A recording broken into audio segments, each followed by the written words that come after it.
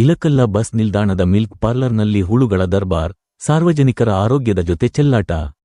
ಹೌದು ವೀಕ್ಷಕರೇ, ಇದು ಸಾರ್ವಜನಿಕ ಆರೋಗ್ಯದ ದೃಷ್ಟಿಯಿಂದ ಅತ್ಯಂತ ಗಂಭೀರವಾದ ವಿಷಯವಾಗಿದೆ. ಬಸ್ ನಿಲ್ದಾಣದಂತಹ ಜನನಿಬಿಡ ಪ್ರದೇಶದಲ್ಲಿ ಈ ರೀತಿ ಅನೈರ್ಮಲ್ಯ ತಾಂಡವವಾಡುತ್ತಿರುವುದು ಆತಂಕಕಾರಿ. ನಗರದ ಬಸ್ ನಿಲ್ದಾಣದಲ್ಲಿ ಪ್ರತಿದಿನ ಸಾವಿರಾರು ಪ್ರಯಾಣಿಕರು ಓಡಾಡುತ್ತಾರೆ.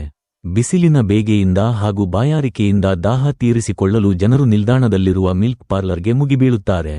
ಆದರೆ ಅಲ್ಲಿ ಸ್ವಚ್ಛತೆ ಸಂಪೂರ್ಣ ಮರೀಚಿಕೆಯಾಗಿದ್ದು, ಹಾಲಿನ ಉತ್ಪನ್ನಗಳು ಹಾಗೂ ತಂಪು ಪಾನೀಯಗಳ ಬಳಿ ಹುಳುಗಳು ಹರಿದಾಡುತ್ತಿರುವ ದೃಶ್ಯಗಳು ಕಂಡುಬಂದಿವೆ. ರೋಗಗಳನ್ನು ತಡೆಗಟ್ಟಬೇಕಾದ ಹಾಗೂ ಶುದ್ಧವಾದ ಪಾನೀಯಗಳನ್ನು ಒದಗಿಸಬೇಕಾದ ಜಾಗದಲ್ಲಿಯೇ ಈ ರೀತಿಯ ನಿರ್ಲಕ್ಷ್ಯ ವಹಿಸಿರುವುದು ಜನರ ತೀವ್ರ ಆಕ್ರೋಶಕ್ಕೆ ಕಾರಣವಾಗಿದೆ. ಕೂಡಲೇ ಸಂಬಂಧಪಟ್ಟ ಅಧಿಕಾರಿಗಳು ಹಾಗೂ ಆರೋಗ್ಯ ಇಲಾಖೆ ಎಚ್ಚೆತ್ತುಕೊಂಡು ನಿರ್ಲಕ್ಷ್ಯ ವಹಿಸಿರುವ ಪಾರ್ಲರ್ ಮೇಲೆ ಸೂಕ್ತ ಕ್ರಮ ಕೈಗೊಳ್ಳಬೇಕೆಂದು ಸಾರ್ವಜನಿಕರು ಆಗ್ರಹಿಸಿದ್ದಾರೆ.